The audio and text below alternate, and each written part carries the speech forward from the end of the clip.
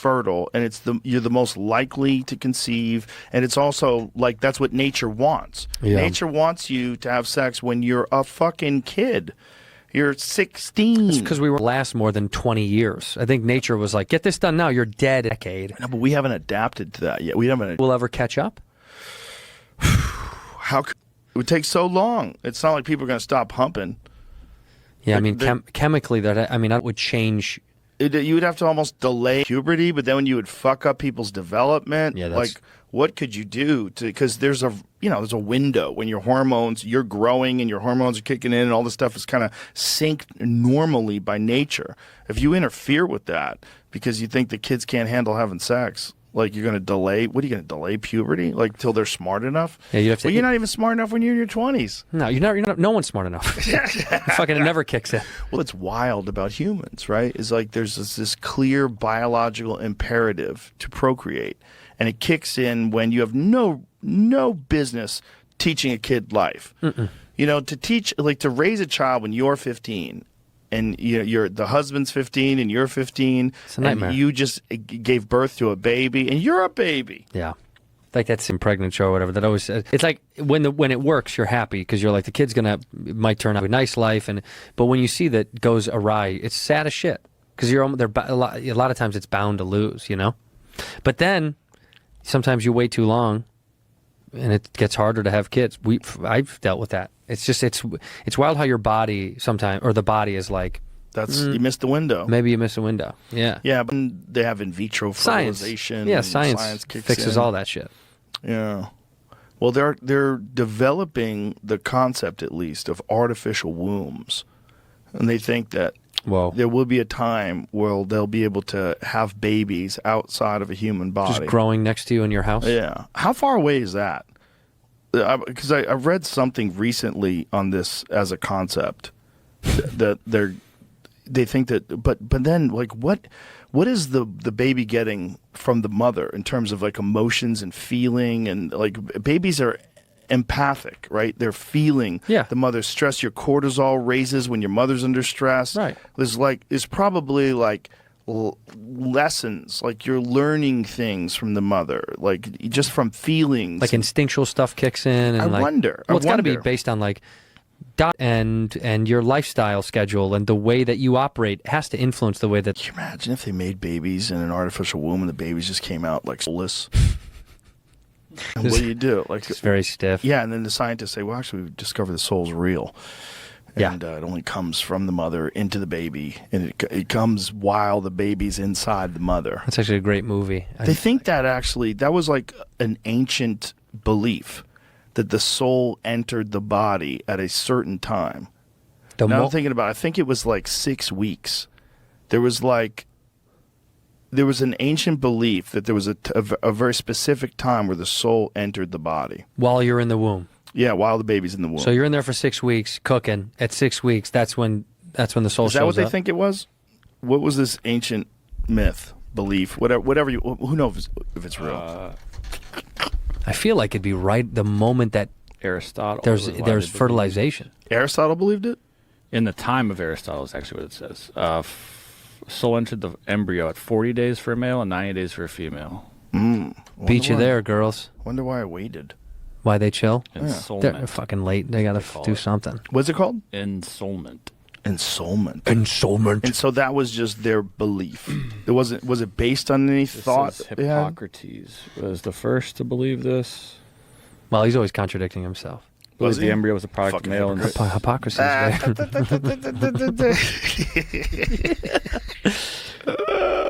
Why are we? I wonder. Why do you speculate 40 and they're 90? Why would that be? They probably didn't like girls. Right, that's why. These bitches are slow. They don't even get their souls when we get our souls. Give me another taste of the good stuff. Yeah, baby. Yeah. These bitches are slow. I mean, they probably. I bet you scientists, they probably get it before we do, if anything.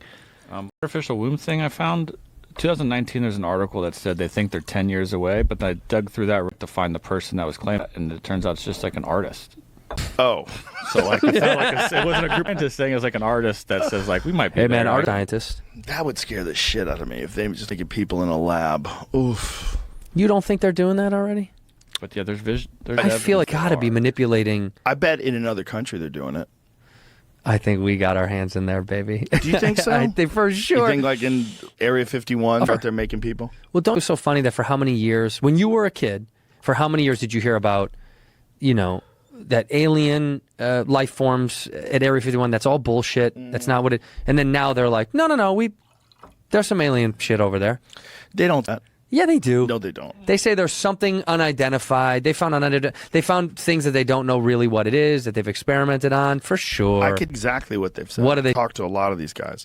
What the government is admitting is that they believe that there are crafts that are operating that are outside of their understanding of physics. They've never said that we have anything? There have been people that have said, and this is a quote from the Pentagon, that there was off-world vehicles not from this earth. Mm-hmm. But who said that quote is what I was always confused about. It was like one of the top Pentagon official. It's like one of those things where it's like, wait a minute, who said that? Yeah. And what is the exact quote? How did you exactly say it? How much of this is clickbait? But I've talked to multiple pilots that have had encounters. I got to know we got something. And I don't know if it's ours, if it's a drone that we don't tell them about, that moves in a way that defies our understanding of physics because it doesn't operate on a propulsion engine. It operates on something that's completely new and unique. And there have been thoughts about how a new and unique gravity-based propulsion system would work for decades. Astrophysicist Eric W. Davis, who spent years working as a consultant for the Pentagon UFO program and is now a defense contractor, gave a classified briefing to the Defense Department on what he called off-world vehicles not made on this Earth. In other words, spaceships. The bombshell quote came in the latest UFO report from the New York Times, which has owned the beat for the past several years. In December 2017, the paper reported on the existence of the Advanced Aerospace Threat Identification Program, a Pentagon effort to investigate UFOs that was supposedly shuttered in 2012, but wasn't. The article, hailed as a historical inflection point in our attitudes regarding UFOs, implied the same message that the most recent one does. Basically, flying saucers are real. Can I see a picture of Eric W. Davis? Pussy Eric's I want to see that. I want to see I want to see how much I believe him based on his look. Yes, let's just see what he looks like, just so I can see what he looks like. Is that him? No, that's here in Austin. Warp Drive Metrics, consulting for the Department of Defense. That's it. Just go back and go to images, Jamie. Click on images so we can pick one for fun. We can make a. Oh, that's him, dude. That is him. Wow, there's your dog. Off-world technology. Okay, so based on that first picture in the Hawaiian shirt, yeah, do we believe it? A little skeptical. I'm skeptical. This dude, I don't know, dude. That Tommy Bahamas lead me down a weird line. But if you were the Pentagon, you wanted to hire a guy. That's the guy. That's the guy. That is the guy. Because you don't want any distractions. You want a guy who's 100% invested.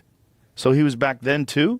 What year? Is that Jacques Vallée? It's like a white power. Huntsville, Alabama? Yeah, looks like it's him. Is that Jacques Vallée with him?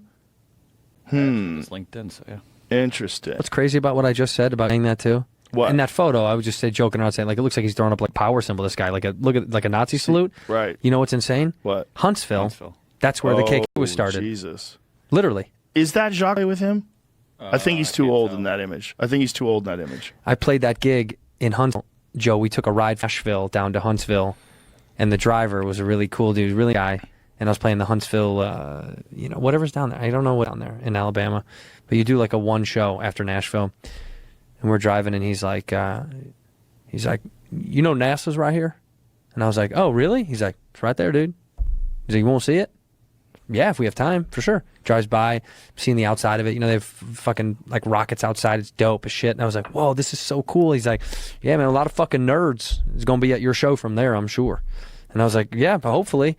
And he goes, yeah, it's a cool little thing that they plopped it right down here by us. Down that road, KKK got started. I was like, oh, what a juxtaposition of that to that. He's like, yeah, I'm not proud of it, but that's where.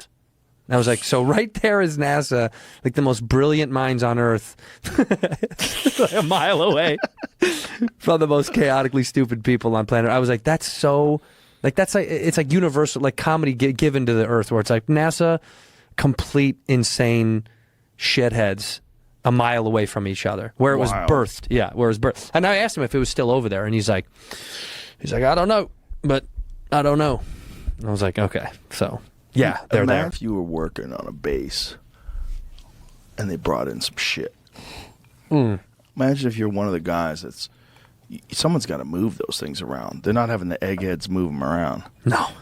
They're going to have guys like you and me. Yeah. If you and me were working on some fucking Air Force base, top secret clearance, we'd be moving. We know how to shut the fuck up because all of our phones are bugged. Right. You know, like they bug everything. They For bug sure. your house. You make sure you're not talking any shit. You're not saying nothing. You wheel in this burnt up UFO. They're like, what is this? And they're like, shut the fuck up. Nothing. Get out of here. They don't let anybody see shit. Well, someone has to move it in. No, those guys do, but they tell your boss to get the fuck out of the building. Right, but if what you're one he's of those saying- guys, move it in. Oh, those guys. Somebody has to move it in. They're not going to get the eggheads to move the They're thing. talking about the eggheads. Like, what do they do? No, if you have an enormous fucking spaceship, Yes. and you're a guy like you and I were maintenance in Area 51. We definitely. maintenance, dude. 100%. I'm crying something, and you're like, come on, brother, you gotta help me move this Yeah. fucking thing out this van. We got this thing, and, Shit. we get it. It's got like a low hum to it. He's putting out a cigarette next to it, like I don't know if it's be Set near it it. down there. It's covered in fucking soot and dirt and shit. Yeah, And you're like, what the fuck is this? it's dripping. It crashed in the North Pole. Yeah, it's dripping. I don't know, it's leaking. Something's leaking. Bro. Like it's oil or some shit. Bro. Are you tasting it? Yeah, you wouldn't taste it. Change your life if you saw a spaceship from another planet. Like, for sure, from another The planet. problem is, this is the never-ending argument. Who's going to believe? Because then you automatically become like I'm dead serious. And everybody's Yeah, all right, you become dude. that guy. So you'd have to be... No, there is no way. It's like a never-ending... Who's going to believe you? Because even people that really love your wife, like someone that's like, that knows you the best would be like, babe, is everything okay? Yeah, you're like, they no, would I'm start thinking serious. you're cracking. They're They like, worry about you're you. losing it. They would tell their friends. I don't know what's been going on with Andrew him. changed his medications and now he's seeing things. He's seeing things. Yeah. That was, I don't know why this shot into my brain, but there was a documentary about a retirement community in Florida. And at this point in his life, the dude decided to start experimenting with drugs because he's like, fuck it, dude. I'm Yeah, he's old. 80. Yeah, and he was Let's like, go. I don't give a shit. And the poor wife would be like, there's a scene where she's like, well, now what do you, they're both like sweet from the South. And she's like, what are you going to do? And he opens the door and he's out of his mind. He goes, don't come in here. I'm going to be jerking off. He closes the door on her. And you can tell she looks at what is this? That's exactly what it's called. Some kind of heaven. Bro, that's the guy. Brother, it's so fucking, this is such a great, beautiful docuseries about what it's like to live in one of these retirement. That's him.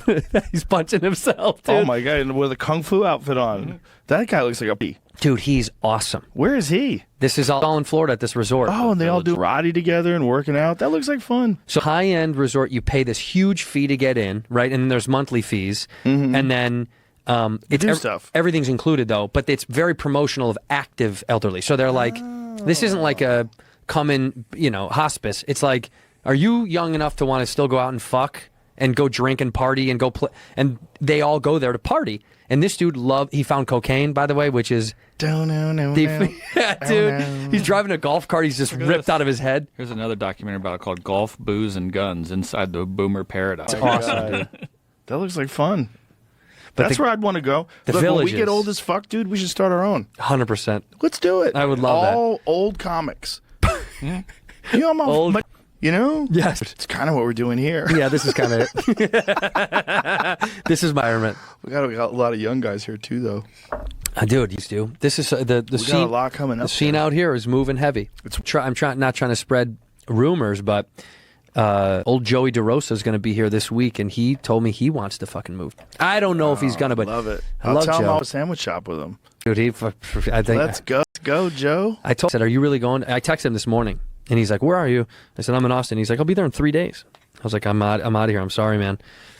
And he genuinely, I think he genuinely has this interest. I would bug him about it. I don't eat sandwiches, but I would eat one of his sandwiches. No, they're great. If I wanted to take like a cheap meal and feel like shit for 12 hours, That's the one. his fucking sandwiches look incredible. Yeah, dude, it's so good. The problem is it's a bar too, so body liver over here. I have to have a couple every time I go. Sandwiches. Oh my God. They're delicious. What is that one? Peanut butter and jelly. Peanut butter Oh and jelly. my God, incredible. With with Ruffles, original. Oh my God. He's an animal. There's no health involved in his food. Oh, dude, no. His food is all about mouth pleasure. Yeah. It looks fantastic though. His subs look insane. It's What's it called again? Joey Rose's? Yeah. I was just I there hear nothing but great things. over there with I hear him, they're and then huge sandwiches too. They are, and it's a great little spot. And like I think it's in the lower East Village. I maybe? love when a comic does something off the wall like that. Yeah, man, trying shit is nice. It's like fuck, Now, I'm not believe it or not, I'm not into UFOs. I don't follow stories or, Even listen. after your experiences? No, I'm fascinated with the technology, and it irks me like every night I go to sleep that, that it was my own doing, essentially, that did me from continuing on in the project. I mean, it's that to be on that cutting edge of technology is so alluring to me. Right. But by the same token, I don't really care that there's aliens or where they come from. I mean, the prize is the technology, and that's what I'm fascinated by. But so I don't listen to UFO stories and that sort of thing. But George Knapp is, he's the guy that has the contacts and tries to thread everything together. And what he recently told me is he found, I don't know, is either documentation or people that he spoke to. It's that the existence of this project, the project that I was on, it's something that they seem to take out every 8 or 10 years. So that's a very specific, and this is actually, this is the first time I'll be very clear with people about it. It's a big topic of conversation right now. It's called the Wilson Memo. You can look it up. Admiral Wilson met with a scientist who's actually was featured in one of my films. Everybody has been debating whether or not this document of a conversation with a sitting admiral at the time is a real document. It's an actual conversation that happened, and this document is real. Everybody wants to know. The world is going crazy right now in the UFO world. I'll tell you straight up right now, I'm in the position to know, and it is a real document, that it is real. So the conversation you read in that conversation was had. I can't attest to every... You're not being very clear. Sure. Please. So there was a document that is circulating right now that is really big. It's going around everywhere. People are asking and wondering. What is this document? It's called the Wilson Memo, is how you can find it online, or the Wilson Leak. There it is. Jimmy's got it. The Wilson Memorandum. Use of human volunteers. No. I just wanna make sure that was it. Yeah. No, that's not it. Okay. Yeah. Okay. So Admiral Wilson meets with this scientist, and they have this discussion, oddly enough, at special projects at EG&G. And if I remember, the document is from 2001. I'm telling everybody right now, it's real. And we'll see. My history is pretty good with saying if something's real or not, right? So here we go. The document comes out. They meet at EG&G Special Projects. In 1989, they stumble into a problem. This happens. They put the technology away, and then they bring it back out and see if material science has caught up and if they can make any progress. So this document kind of talks about this process. The big thing I get from it, and a lot of it's vindicating to Bob, and one of the things it's vindicating, besides the EG&G thing, is that private industry, so this guy's an admiral, and he says, I found out about your SAP, your Special Access Program. I need to know about it. And he's going to a private part of industry, and he is denied access. And he says, I should be running this program. And they were able to deny him access. So I think the takeaway here is, check it out. I'm telling you that is an actual correct, that is a leak. Now, everything said in that document, I don't know. What are you talking about? What is said in that document? It's between a scientist and an admiral that are sitting, and they're having a meeting, and they're talking about the search for the UFO subject, the search to get special access program access to all of these different things like reverse engineering programs. So in this document, they talk about it. I believe that this document, the person that went was employed by Robert Bigelow, one of the guys that has a couple orbiting satellites and all that stuff. He's the guy at Skinwalker Ranch. No, he's not. He was the guy that owned He used Skinwalker. to own it. Okay. Yeah, he used to own it. There's a new owner, and I interviewed him for my other film, but there's a new owner, and you'll be hearing a lot more about that soon. But there's stuff that you'll be hearing about Skinwalker Ranch soon because there's a new owner. Anyway, the whole point of this insertion here is just that that document kind of validates a lot of this idea Bob just said, that they make a little progress, then they can't go anywhere. They tuck it away, and then they bring it back out, 10 years later and start working on it. What is the limiting factor? I think Bob should speak on this, but it's the material science. Yeah, it's really where physics is. So I can see them doing that. I mean, I didn't have any information on that, but I think what George uncovered is probably accurate. That we try and do what we can, and once we reach a roadblock going, we really can't figure it out. It's just friggin' put the thing away, wait for science to catch up, and a decade later, let's take the project out again and see. All right, now where can we go? But there's got someone who remains informed, right? Oh, yeah. So you've got your scientists like you and Barry. You got your people that you compartmentalize. You got these people working on this there project. has some people Right. that know everything. You've got security, and then someone's going to be on the outside saying, hey, we need people to guard this building. Don't let anybody in for 10 years. I think a lot of that is private industry, and I think that's how Really? they keep it. Yeah, I think that's how they because the government is just so leaky. I think that's kind of what they're doing. That's what the document proves. You just articulated that it is in control of private industry. What? Some aerospace company? I don't know. Yeah, they would. The guy admiral wouldn't name it in the car Right. in the conversation. Right. Yeah. So they still have these things, supposedly. I would get. I mean, I don't have any information on that. Have you at all. ever asked anyone that has any inkling of idea of where they got them or how they got them? No, but some must have been said to me from Barry, but it was just too long ago, and I can't quite remember what was said, but it just left a seed in my mind. I think at least one of them was part of an archaeological dig. So it's old. At least one of them is old. I don't know if it was the one I worked on, but I remember something to do with an archaeological dig. Whoa. So that means it's not just old, it's ancient. Yeah, Right? as all of it would. Yeah. Yeah. That as tripped me long- out when he did that for the first time. Yeah.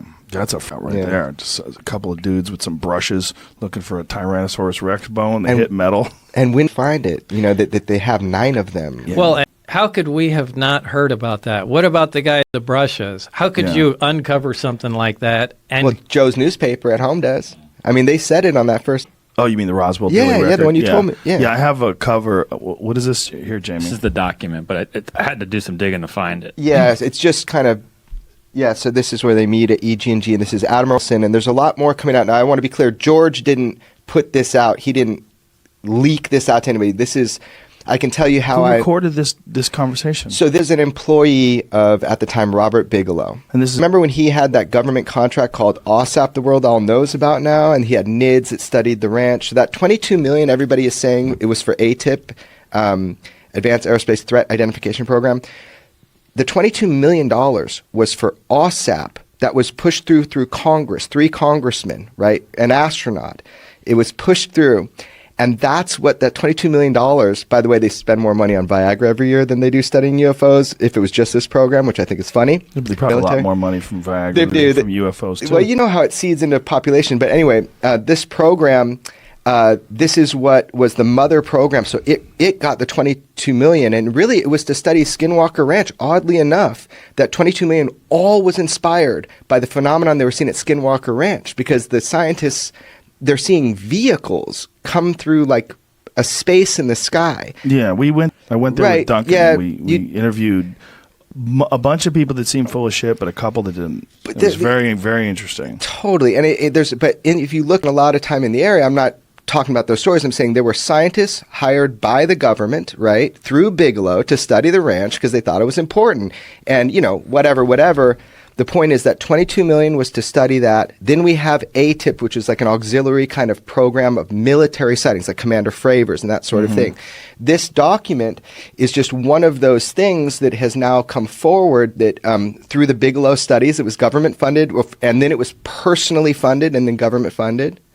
It's just one of those things that kind of shakes you because you got this military guy who can't get access because of the private industry that's holding these non-terrestrial materials, that they can't study it.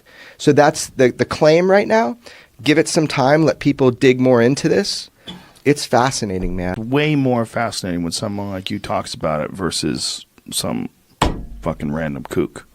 You know, that's what makes me incredibly interested, is just your credibility and the fact that this is not, you don't have a history of seeing wacky shit that other people don't see. No, just this one. But it's on video, and that there's other ones as well. It's really strange. And I've seen people try to explain it away, and what I don't like about when they explain it away or attempt to explain it away is that they're trying really hard. They're not going, who knows what this fucking thing is? They're not looking at it like cleanly. They're looking at it like a quote-unquote skeptic. I don't like the idea of being a skeptic. Not that I don't think you should be skeptical of certain things. I certainly think you should be. But there's a lot of people that brand themselves as skeptics.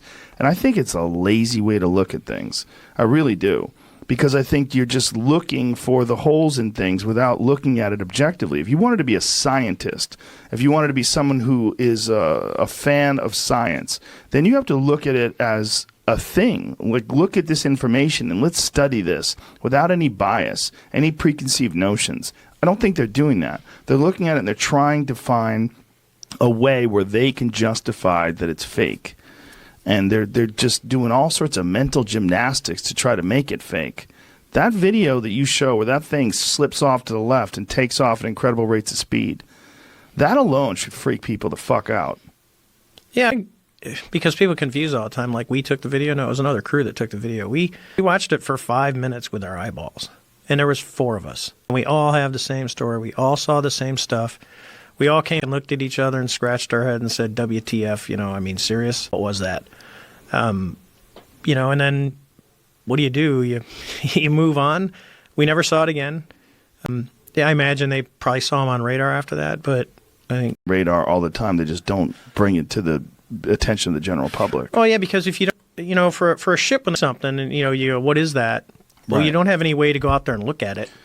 Like when you're talking about they were informing you that they were seeing these things previous to your mission. When you're doing this exercise and they let you know that they're seeing these things, did you say, hey, how frequent is this? Is this something that happens all the time? I didn't get ours was more of the moment of, when he's telling us, hey, for the last 2 weeks we've been tracking these things, and we don't know what they are. But you don't know whether or not it was just those 2 weeks, or maybe it was a year ago. There was other similar situations, or there's other situations that have happened out there, but I would say this. I don't even know. One, you got to take it serious. Yeah. And we have a tendency, if we don't know what it is, if we just ignore it, it'll go away. And I joke. There was an incident years. It's probably not too far off the same time frame, where I think it was like the Constellation was doing workups before she got decommissioned, and a Soviet Oscar-class submarine surfaced behind her, right? And then it's like, go to battle state World War III. How did this foreign submarine get in our area and has been monitoring our workups? That's a big deal. right. I said, but now we go out and we have these things that are coming at will, and there's nothing to do about it. We don't know what they are. We have confirmed sighting by 2 aircrew, 4 of us, 2 planes, that said, look, this is not an airplane. This is not a weather balloon. This is not a blip. It has performance well beyond, and the airplanes that we were flying at the time were literally brand new Super Hornets right out of the Boeing factory. I mean, these were brand new, first Block 2 series that came out. And you go, why wasn't something, it's like, we don't know what it is. I think it's good, the moves that have happened over the last, 2 years since the original came out, that, now there's a new reporting. Pilots, the Navy's acknowledged, hey, these things, we don't know what they were. They're starting to take it serious because, I know there are other events that are not out, recent events where people have been called in, have seen this thing. So the investigation process is still going on. We don't stop. The military doesn't stop. Even if you take funding away, we don't stop. We don't stop until we're told to stop. So, what's going on? You go, well, ATIP ended. They spent $4.5 million a year on it. I think it was $22 million over the 5 years. So you go, what are they doing since then? Well, I'm pretty sure there's still people looking at this and still people that are taking this serious. I will tell you that I won't get into specifics, but there are people inside the United States government that are taking this serious. And I've been down to D.C. twice to talk to folks, behind closed doors, to go because they want to hear the story. And I've got a lot of, you got to be joking. I mean, this seriously. And I'm like, yeah, it did happen. And it is real. What are you doing about it? So what kind of people are you talking to? High-level government officials is what I'll say. And most of because that conversation is between me and them, and I don't want people speculating, but you can high-level government officials I have talked to. Well, that was always the speculation about, like, what would someone do if they became president? Well, the first thing I would do is I would tell everybody about the UFOs. I would ask immediately what's going on. And I always thought about it. I said, how many people actually know what's going on? And how much of the information? I mean, it's not like if they're dealing with something like this, like your experience, it seems like what you described is what is known. So it's this anomalous event where this thing defies our current understanding of technology, and then it's gone. Yes. And so what do you have? You don't have anything else other than that. Like, what other information does anybody have? Well, I would say this because I've talked to Bob. We did a Bob Lazar. Yeah, we did an event together, and I'll leave it to everyone to it's up to you to believe Bob.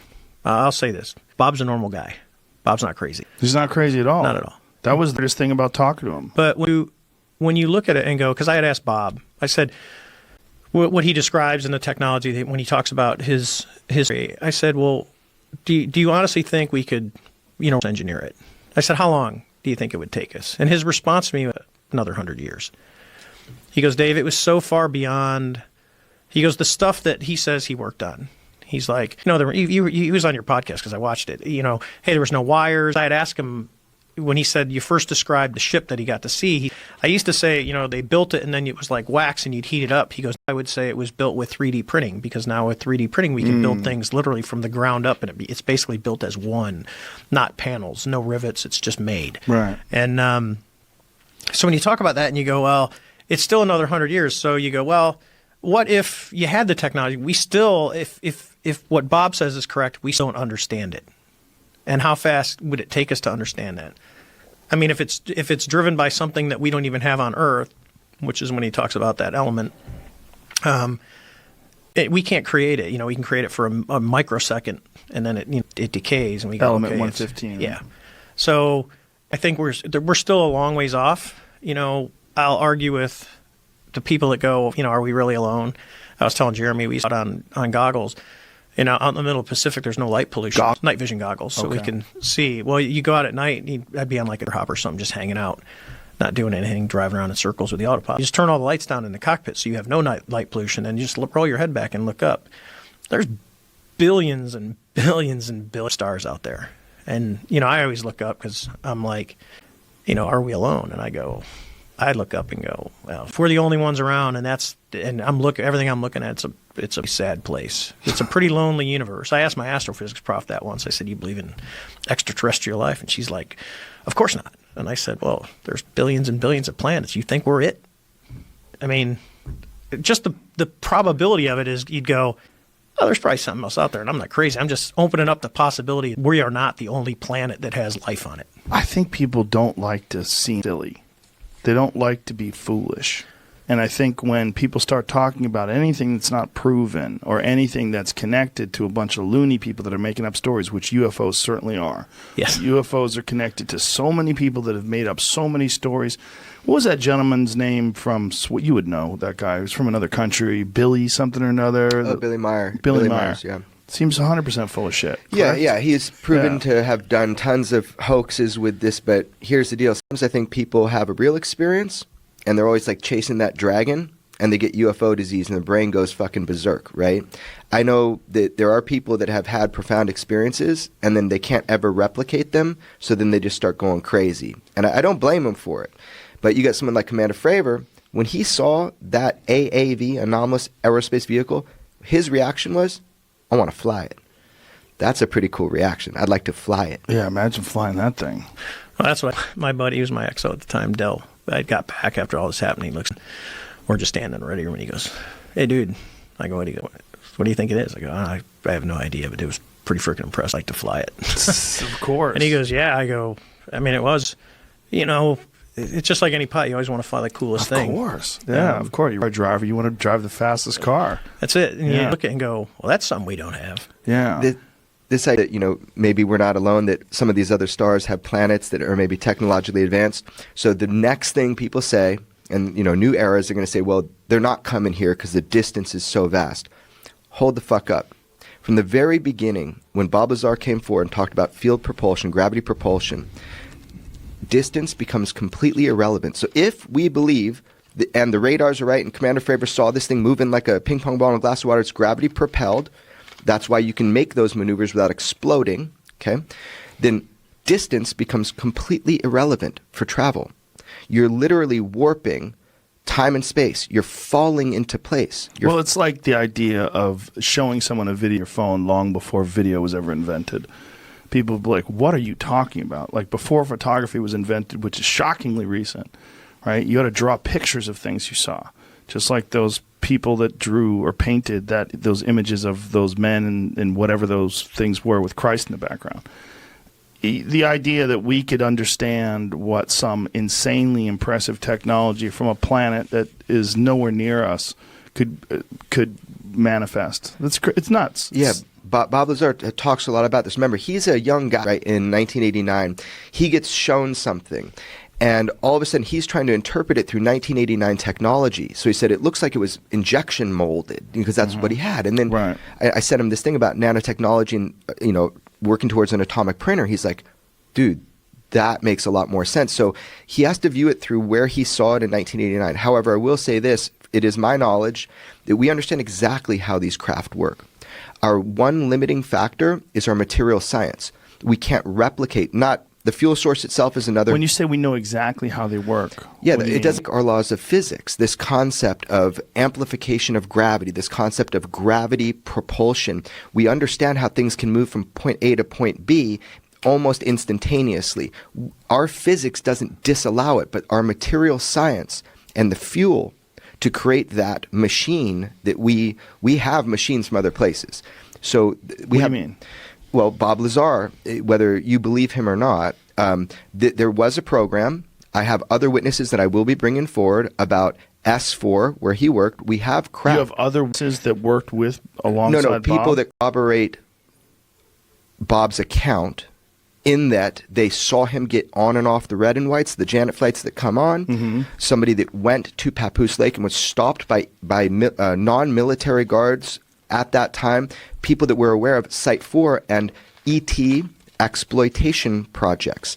One is an SR-71 pilot that I've been talking with for a couple years. So these people are coming forward now, and it's like I'm sick and tired of doing it, these little nitpicky things about Bob. Okay, there was a program. There was a back engineering program. They've admitted there are materials. So this is like the metamaterials you heard about in the New York Times, all that. We have materials associated with UFOs that are interesting. What is that talking about? So this was something that was launched in the first New York Times article, I believe in December of 2017, that there is studies being done right now on materials associated with UFOs, right? So actual metals that have come off of, you could say, crashes or now, who is that explained that there was something, they were with Eric Weinstein, that was explaining that there was someone who reportedly has something along those lines? Jacques Vallée has 17 samples. 17 samples. How does one 17 samples? Well, Jacques fucking Vallée, right? So he is the guy first ever for the United States military created a computer program for the study of UFOs for Project Blue Book. So he's an old school guy. They modeled him after in the Close Encounters movie. It's modeled after Jacques Vallée, the French guy. So he's kind of like been involved with this. He's had more access to government databases than any of us. He went around, collected samples from known, crashes or like when things will come off. And what's the conclusion? Well, they're studying them right now. There was just something on Fox about it. They're studying some of these materials and what they will find, because the ones they're talking about, I actually took to New Mexico and had 5 scientists study it about 5 years ago. I got my hands on it, got to study it. The famous parts they're talking about now. It's layered. And the way it's layered is what they're trying to see if it's anomalous elementally, or the way that the elements are bound together, and also the atomic level of layering is what's interesting. We'll find out if it's explain what you're talking about. What is this thing that you saw? Okay, well, there are a lot of different samples, but when you get a sample of something and you can How see big are these samples?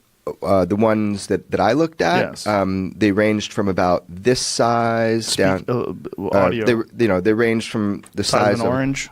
Yeah, size of an orange to the size of a quarter. These are materials, right? And are they materials from ash? So that's allegedly, or there's a known crash. This is in the public domain rather than government control. So what I was looking at, or having the scientists look at, is isotopically and elementally.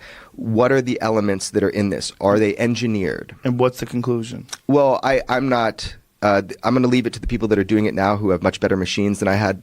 Do you know to. any cliff notes?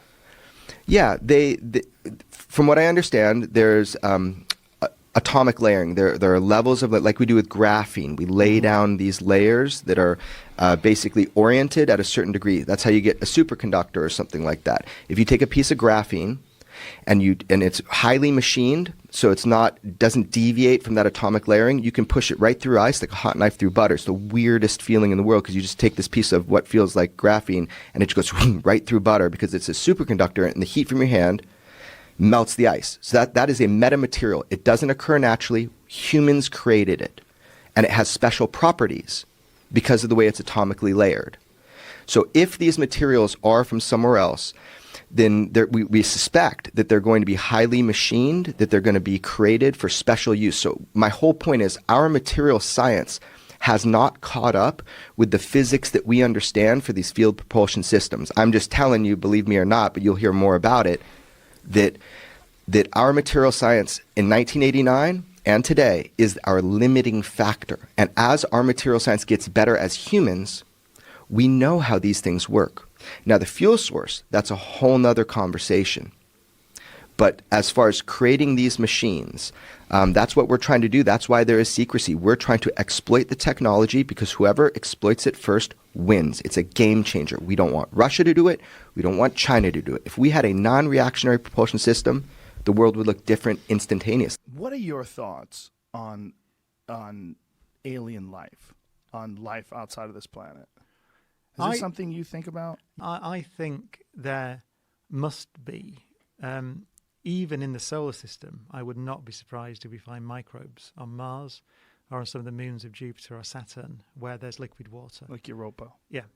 And the reason is that if you think about, the reason I think that, and it's a guess, is because if you look at the history of life on Earth, then, so Earth formed and it was just there was no life. It was a ball of rock. And almost as soon as it cooled down, we see evidence of life. So certainly 3.8 billion years ago, possibly even further back than that, we see evidence of life on Earth. So somewhere along the line, geochemistry, active geochemistry, became biochemistry on Earth. And we have some idea, that if you get gradients of temperature and acid and alkaline and the conditions that are naturally present on the surface of oceans, then complex carbon chemistry spontaneously happens. So we know that life, almost certainly we know that life began on Earth. I mean, the other option is it came from space or something like that, but it probably didn't, right? It probably began on Earth. So that means that at least here, that happened. And that we know that the conditions that led to the origin of life on Earth were present on Mars 4 billion years ago. And we know that they're present on Europa today.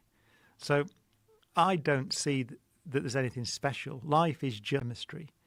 And the idea that geochemistry becomes biochemistry is not fanciful because it happened here. So I think that given the same conditions, it would be surprising to me if the same thing didn't happen, in that life begins. So that's one of the, to test that is one of the great frontiers of science now. It's one of the great challenges, which is why, another reason we're interested in Mars, because we know those conditions were there. We know there were what's called hydrothermal vent systems on the floors of oceans on Mars 3.8 or 4 billion years ago.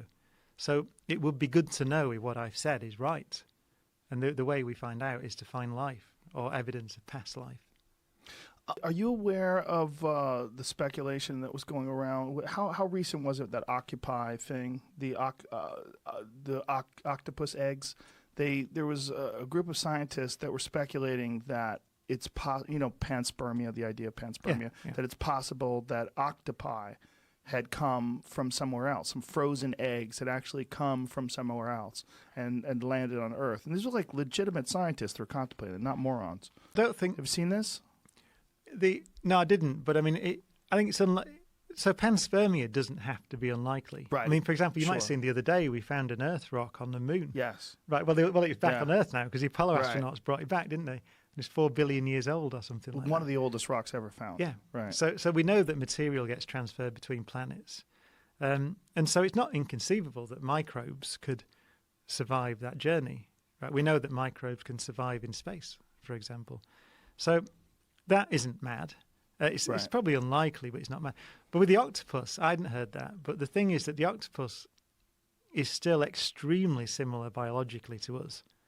I mean, the differences are negligible. Yeah. So it's still got the same energy system with the things called ATP and DNA and all that stuff.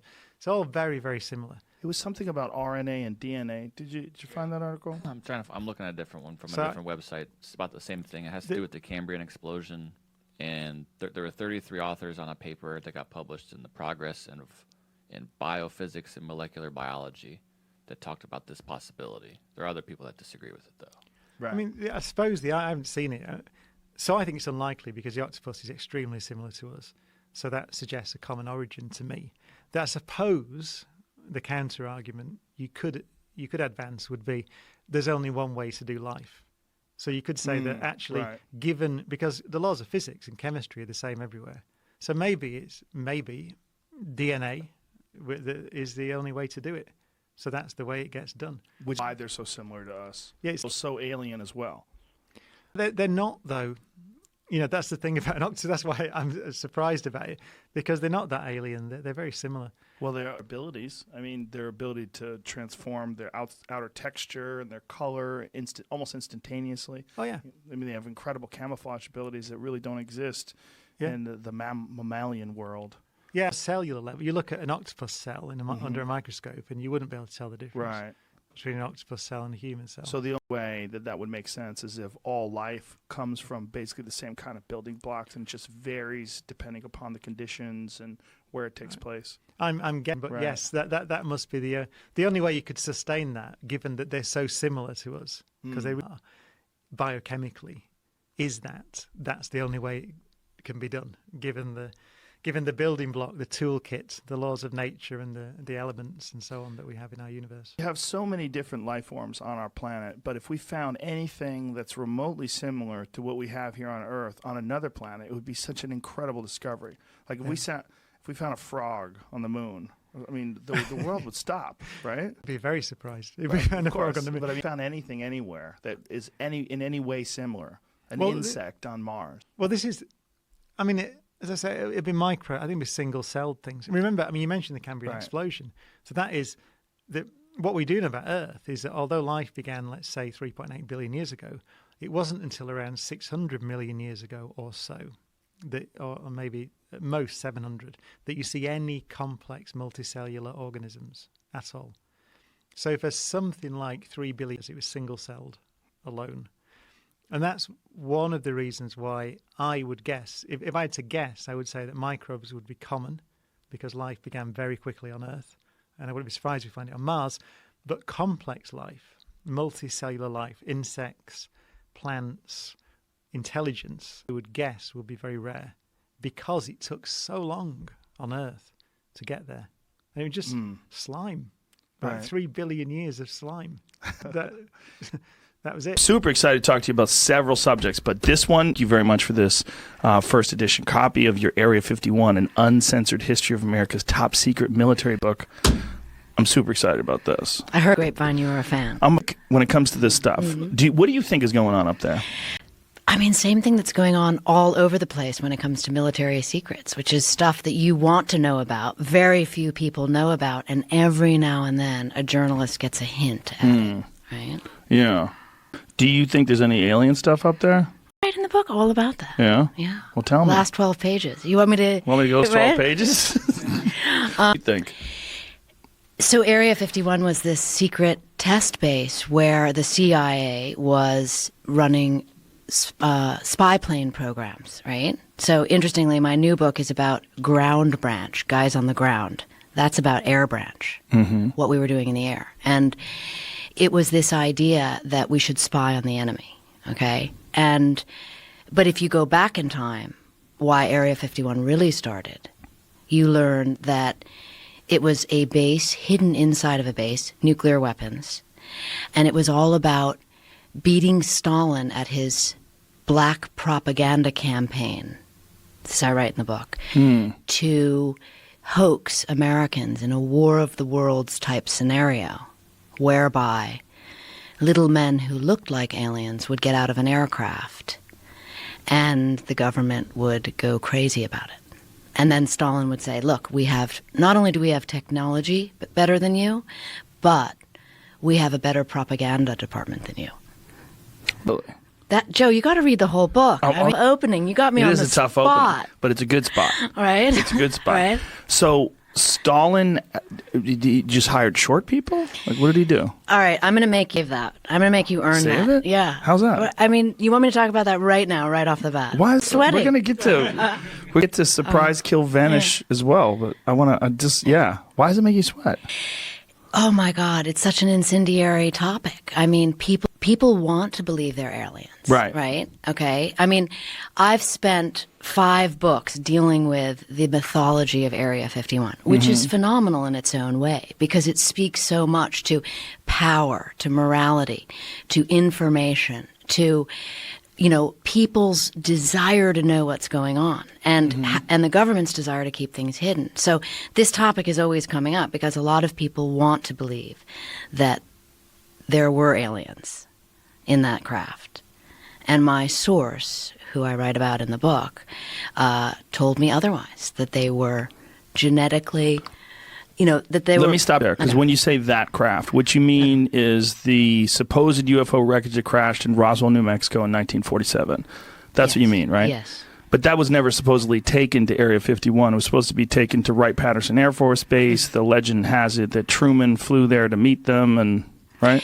One legend. Yeah. So in my book, I interview a man who worked for the Atomic Energy Commission who tells a different story, tells the story of receiving that craft at Area 51 in 1951, which is why the base is called Area 51. Oh. And that inside the craft were humans who had been altered, surgically altered to look like aliens in a plan for Stalin to sort of twist Truman's arm, because at that time we had the atomic bomb. When Roswell happened, we had the atomic bomb and the Soviets did not. Can I say, Yeah. when you say humans that were surgically altered to look like aliens, do you mean, so this is 1951, so you're talking about 4 years after the supposed crash. Yes. So what They was had the bodies, left? they kept the brought them. bodies in formaldehyde? Like what? Yes. Also because the idea was, and remember, or I can't say remember because you haven't read the book yet. Right. And I wrote this book 8 years ago. But it did really impact a lot of my thinking and working on government secrecy projects, because it makes you really consider what a hoax means and what it means to a population of people, and how the government begins to work with disinformation versus cover stories and all of that. But going back to answer your question, that is what I was told by the source.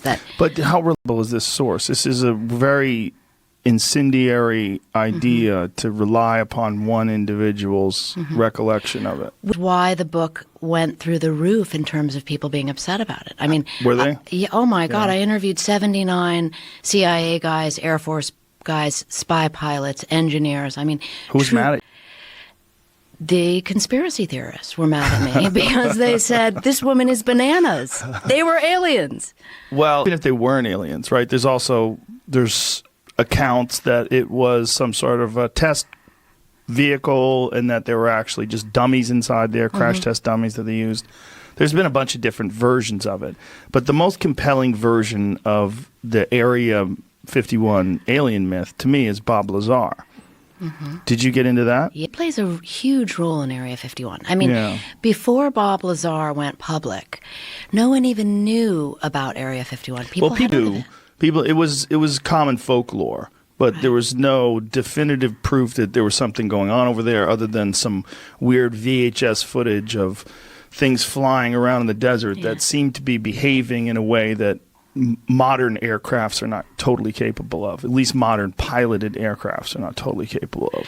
Which brings me to another book I wrote called The Pentagon's Brain, which, sort of off this idea was like, wait a minute, what kind of technology is the government capable of? And Right. we have a whole department for that reason called DARPA, which looks at weapon systems 25 years out. So the idea that you and I don't know what the military is capable of in the air, underwater, wherever it may be, is because we're not thinking 25 years out, and they are. And they're developing weapon systems, the great weapon systems of the future. That's what they call them. Like how they developed the stealth bomber. And that was all out in Area 51 and Groom Lake. And Yes. what do you think of Bob Lazar's story? Because Bob Lazar's story, there's some fascinating aspects to it. But one of the most fascinating is some of the things that he's said that people said was horseshit has been proven to be true. Like one of the things, the biometric reader that measured the length of the bones in your hand, and that they are unique as a fingerprint. And people are like, what are you talking about? And then they actually found out that this was something they really did have. And they have photos of this thing now. This is something that he talked about, and they claimed it was science fiction. And it's fascinating when someone touches upon a subject that the government does not want known about for any reason. And there is a campaign to discredit that person. And there's no doubt that that happened to him. I mean, it was remarkable. And I write about him in the book because if you follow the logic that my source told me, that these were, modified human beings as part of a hoax. And the reason that I trust the source is because, Joe, he told me that he also worked on the program. So he had like a burden to unload, right? And so if you follow that logic through, then the Bob Lazar story is that when Bob Lazar said, I saw an alien, it looked like this, it was small, it had big eyes. Those were those were the surgically modified humans that the government was doing experiments on. I think Bob Lazar's exact quote was, he walked by a window and he looked in and he saw two agents they were looking down at something that was very small and looked humanoid, but he didn't know if it was a dummy or anything, and he wasn't even supposed to be looking in there. And it was a brief, 1 second look that he has bounced around in his head back and forth. Has it ever occurred to you that maybe the guy who gave you that information did work there, but is also feeding you horseshit? Well, the source was a major player in the Manhattan Project. He went on and worked in the Atomic Energy Commission. I mean, there's a wing of a museum named after him. His accolades, his awards were so extraordinary. It would be. What's his name? I've said his name, although, I will say this. Well, you're giving it away. You're giving away a lot of the studies. He recently died, and he did give me permission to tell his full story after he died. And I'm circling around that. But he was absolutely, with a Q clearance, that's what you have when you have access to nuclear secrets. So if someone has a Q clearance for decades and they're full of garbage, you really have to ask, my God, should this guy have a Q clearance? I mean, that's reverse engineering his credibility. But I think you should read the whole book because, it's shocking what he says, but it does make sense if you can get through 400 pages of, the CIA's idea about information, disinformation, why we need to cover things up, why. I'm asking you if you think that he might have been lying to you. I believe he was lying you whatsoever. Disinformation. No, I don't believe. So that the Russian government definitely did surgically alter people to make them look like aliens? I believe what he told me. Did you see photos? No, I did not see photos. No. But here's the rub. Ready? Okay. When I was writing another book called Phenomena, which dealt with the CIA and the Pentagon's use of psychics, over decades. I mean, this goes back. Everything I write about pretty much goes back to post-World War. When that remote stuff. Yes. Yeah. It's all about government, U.S. government takes pole position after World War II, and we now need to always be ahead of the curve. We must lead. We can never get beaten by the Russians. Now it's China, okay? So the psychic program had a lot of people who really believe in aliens or, other intelligence from other worlds. And when I was writing the Phenomena book, I learned a whole bunch of new information about how upset they were with my story because and they all knew the source, by the way. They knew the source, and they believed that he was fed misinformation. So these are two sides of the coin, which are super interesting, I think, if you can look at them with your own bias turned off and not have a desired outcome. I want to believe this. I don't want to believe this. Right. Speaking of I want to believe, I was working on a project with Chris Carter, who is the X-Files creator. And the one person I took the source, that I wanted to meet the source was Chris Carter. And we went out there together and sat with him and met him. And it was wild because the source had never even heard of the X-Files. And it was like, What? I know. How do you They not talked heard- about baseball. Really? Yeah. See, I don't have a desired outcome. I mean, I would love it if aliens were real. Okay. But when someone starts talking about disinformation and propaganda campaigns, but they want you to believe them. Right. But don't listen, I'm here telling you the truth. I'm here telling you the truth. I'm not saying I'm telling you the truth at all. That's why I was No, not like, you. let's wait For till sure not hour you. 3 because it's too explosive. People have such a horse in the race Yeah. already. With aliens, you think? Maybe you are neutral. I don't know. I know I'm neutral. Yeah, listen, I absolutely want aliens to be real. 100%. Wouldn't it be I'm not neutral, but Okay. I am neutral in my perceptions. And when I look at things, I go, I don't know about that. Me too. A picture. Like, what do these guys look like? I mean, what did they do to them? Did he describe what kind of surgical alterations? I stayed with the source. After the book published, I would go and visit him. We'd sit in a Chinese restaurant and eat and talk, and I would try to get a droplet of information out of him. And what was he doing? Oh, my God. Avoiding it? He avoided it. Look, here's another thing. When the book came out, his wife of 65 years knew it was him. Okay? And I went out to Las Vegas and sat there in a room with the source and his wife. And she said, "Tell me this isn't true. Tell me you made this all up," to her husband. And he said, "It's the truth." That's a triangular version of getting at the truth. But again, to reiterate, I believe he believes what he told me was the truth. That was the truth he was told. There's certain agents that think it's fun to fuck with reporters and journalists and make things up. I really do. And I think especially when they're talking about secret information that they were sworn to protect. And then all of a sudden they want to talk to someone that they don't even know on the sneak tip. Let's meet at a diner. I'm going to tell you everything. That's not how we met. However you met. Yeah. You know what I'm we saying? met because I was interviewing nuclear weapons engineers who were setting off nuclear bombs in Area 51, in the Nevada test site, Area 12, Area 23. And they all said to me, "You've got to talk to the top engineer of all this weaponry." And they gave me his name. And we talked for days and hours about nuclear weapons. And then, in one conversation, he began to cry and told me this story that I was like, What? Why was he? He was crying because he participated in our version of the human experiments. Because what the Russians do, we do. Look, I've written 5 books. We altered people to make them look like aliens? To him, we had a small program in 1951 where we wanted to see how the Russians did what they did, how they made human beings look like this. So what, take prisoners or something? Or? He said they were handicapped children. Oh, Jesus. And he told me that he participated in this. So again, unless you have someone that lost their mind at age 90 and was willing to tell their wife of 65 years, "I lost my mind." So he's saying that he participated in something that altered handicapped children. When you say handicapped, you mean like Down syndrome or something like that? And they made them look like aliens and then killed them?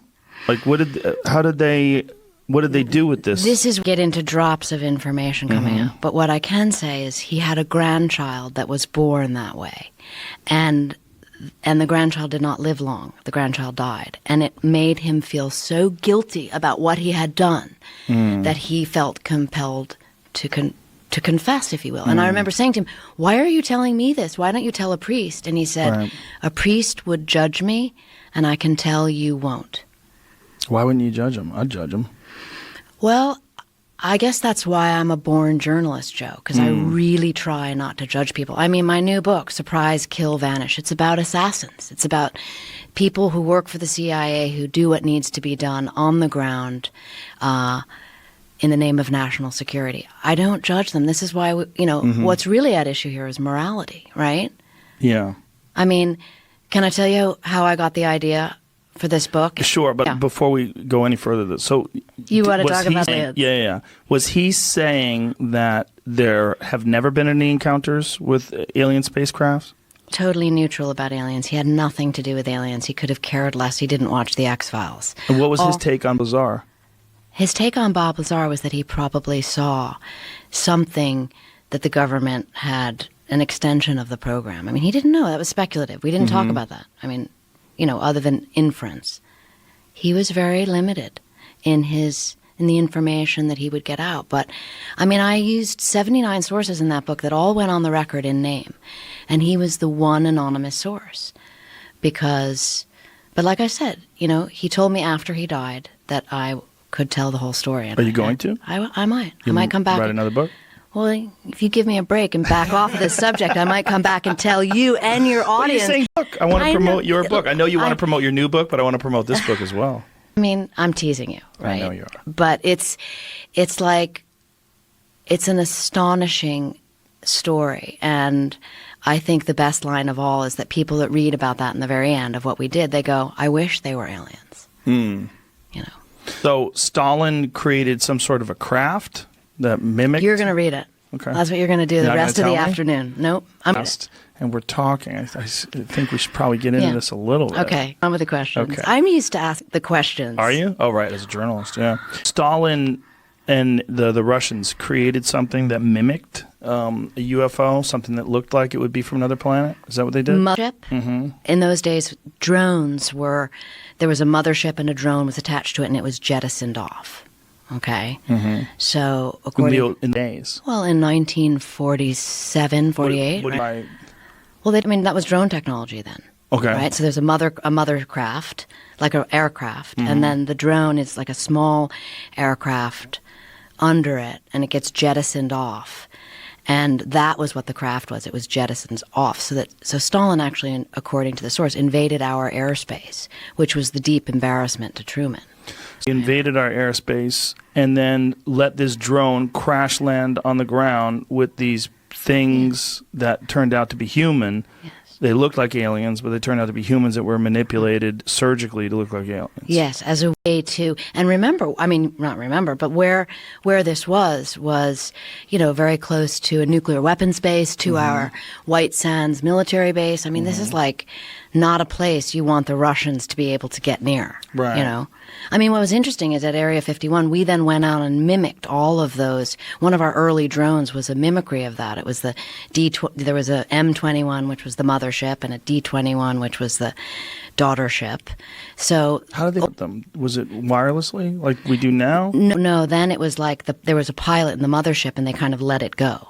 Right. And it flew off. I mean, there's incredible stories of what the CIA was able to do out there at Area 51 with their air branch, The technology, they're always ahead of technology. That's what's remarkable. What Bob Lazar did film that was really shocking was the filming of these drones flying around and performing these really you've seen those videos, I'm sure, right? It gets really crazy with what they're able to do and what they're. But I mean, why I like looking at history is because you can see the progression. You see how science evolves, bit by bit, and then there's these great breakthroughs because what the government is always looking for is called a revolution in military affairs, right? And that's certainly what drone technology did.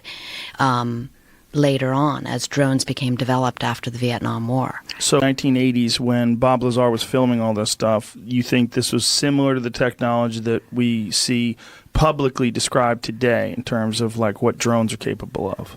Sure. I mean, So that's they probably that, had something like that back then. When the F-117 was revealed during the first Gulf War, that aircraft was being developed for 25 years out at Area 51. Actually, at Area 52 was where they had it set up to develop that stealth technology. Think about, and what was amazing, talk about keeping secrets. They had something like 10,000 people working on that. No one knew about it. That story was never broken by the press, not by anyone. It just suddenly appeared in the Gulf War and took out Saddam Hussein's, facilities. That's a revolution in military affairs. What becomes interesting is then it becomes obsolete because now everybody knows about it and everybody's going to mimic that. And now you have to have a new weapon system, and that's the military-industrial complex. Was this drone aircraft that was released from the mothership, was this capable of autonomous flight, or was it just they just threw it out there and let it crash? The latter, right? And remember, that information I am very limited to. That's why it's 12 Right. pages. It's like the source gave me these little bits of information, which I felt was important to include because it speaks to the big issue. Why is Area 51 classified? I mean, now it's not. President Obama was the first president to actually say Area 51 publicly. Some people say because of my book, right? Meaning it was out. The secret was out. But before that, I went through 10,000 pages of documents from the National Archives. And every place you see, the word Area 51 was actually redacted. Right? Why would you keep that so secret? I mean, all the guys that I was interviewing say they could call it, Groom Lake. They could call it the test facility. They could call it Paradise Ranch. But they couldn't say Area 51. Why? And the source said, well, because we did this horrible program out there, and the government doesn't want anyone to know about that ever. I mean, there's stories of, like, somebody asking Bill Clinton, about Area 51, him going white. I mean, human experiments?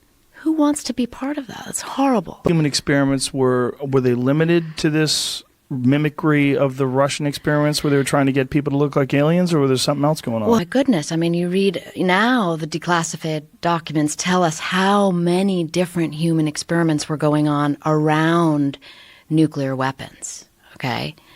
Horrible experiments where they were subjecting people to radiation because they wanted to know. They felt, well, it's more important to know what happens to people than to not know. And so they would take groups of people that, say, had cancer or something and test them. So there's no doubt that the government has experimented on humans.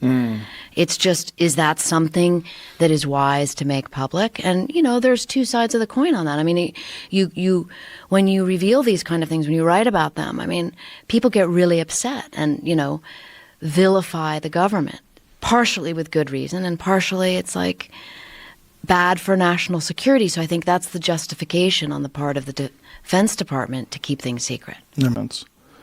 Wow, that's an interesting take that I never thought of before. But if I was Stalin and I was trying to, air quotes, fuck with the Americans, that's maybe the way I would do it. Hey, man, you got a problem. Aliens, they're coming. And it's hard for people that live in 2019, especially if you're young, to really imagine a world not only without the internet, but with 2 television channels, right? And radio, which was where people got all their information from. I mean, was there 2 channels? How many channels were there in 1947? Maybe 3? Maybe 3. I mean, it was radio in World War II, right? Most people had mostly. radio. Yeah, mostly radio and newspapers, and that's where people were getting their information. Right. And there was a mass hysteria where people were absolutely terrified that we were going to be invaded, which is why when Orson Welles' War of Worlds, which when they released it, when they did it on the air, they were very clear that this is going to be a reading of Orson Welles' War of Worlds book. Or that H.G. Wells, excuse me. War of Worlds, right? It was H.G. Wells' book, and Orson Welles read it. Yes.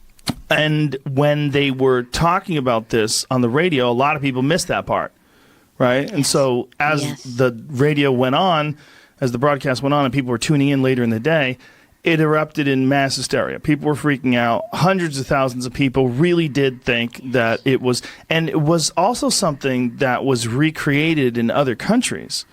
I don't know if you know that. They did that in other countries in different languages when they saw how cute it worked in America. And, you know. Well, so you see the logic. I mean, at first it sounds absurd and it sounds ridiculous. Yeah. And that's why I was sweating, because it's like, I know. right? Right. But when you think it through, and I challenge you to read the whole book, because you start piecing together these various ideas and disinformation becomes less vague and more specific, and you go, that's how it works. And you begin to see how people's perception and how they're easily manipulated factors into national security, just like you just described. Stalin knew about that. He was a master. He was the master of propaganda. He invented it. I mean, he didn't invent it, but he invented it in on the political stage to be used to mess with another country's perception of things. Right? Okay. So like in the 50s, and this is journalists, said, so there was a journalist who was putting out stories about brainwashing. And there was this idea, which is well taken, that totalitarian governments brainwash people. And this became a big code word. It was introduced into the American lexicon in 1950. Well, then we're in the Korean War. Our pilots start getting shot down.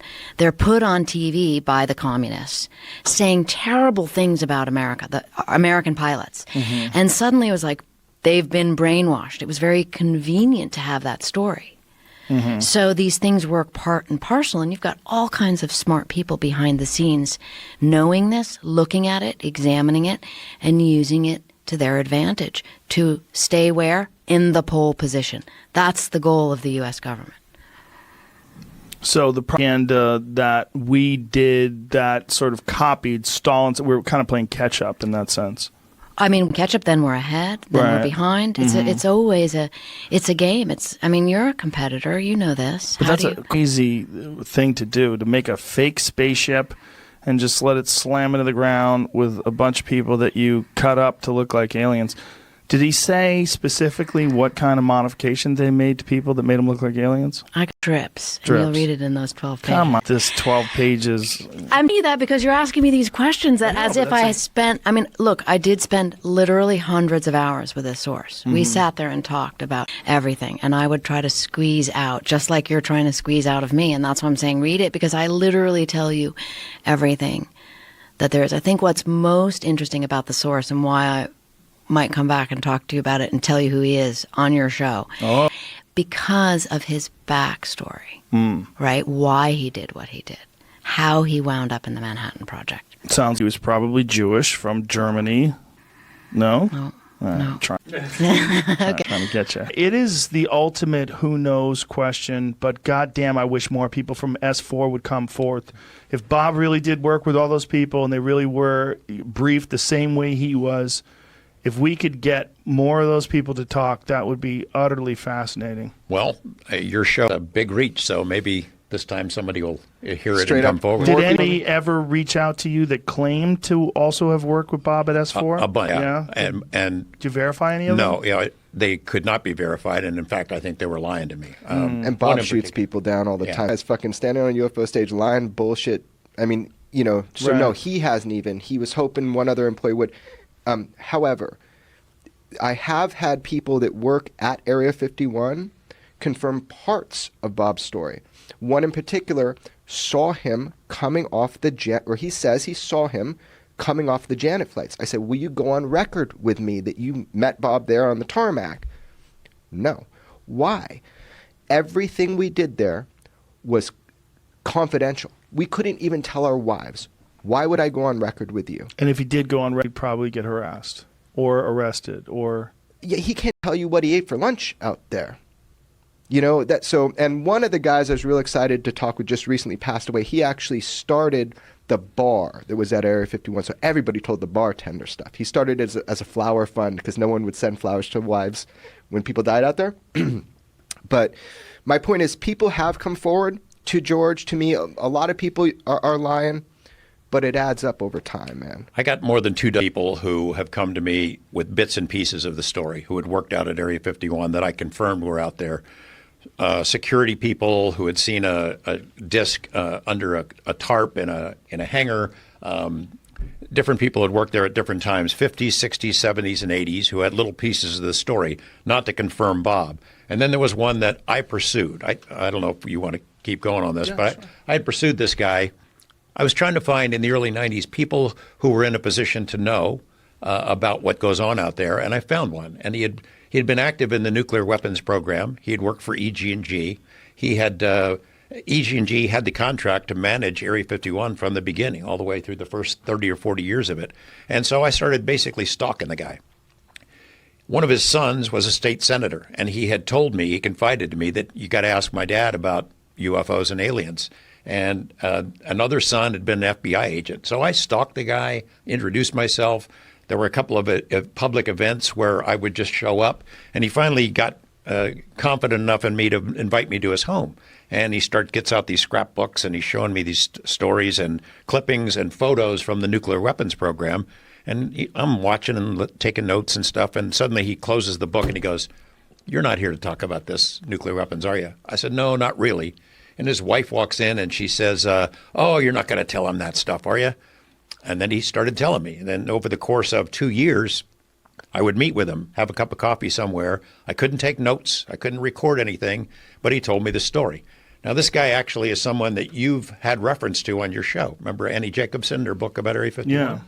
Well, it's the same guy, but the story that he told me was different than what he told her. He said that they eventually told me that they had a live alien, that I could not go public with this until after he died, that they had craft, that it was in a special spot. Originally was at Indian Springs, which is now Creech Air Force Base, and then it was moved to Area 51 when 51 became active.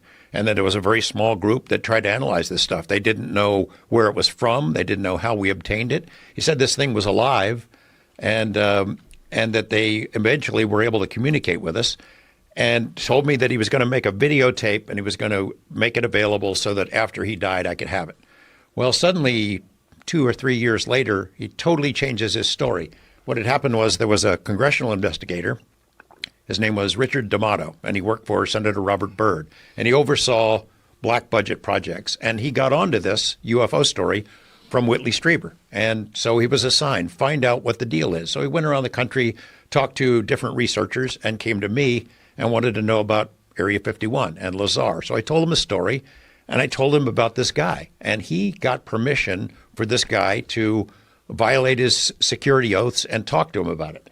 And they had multiple conversations, and they went to the founders of EG&G, the company, and it became a dead end. But after that congressional inquiry, this guy completely changed his tune.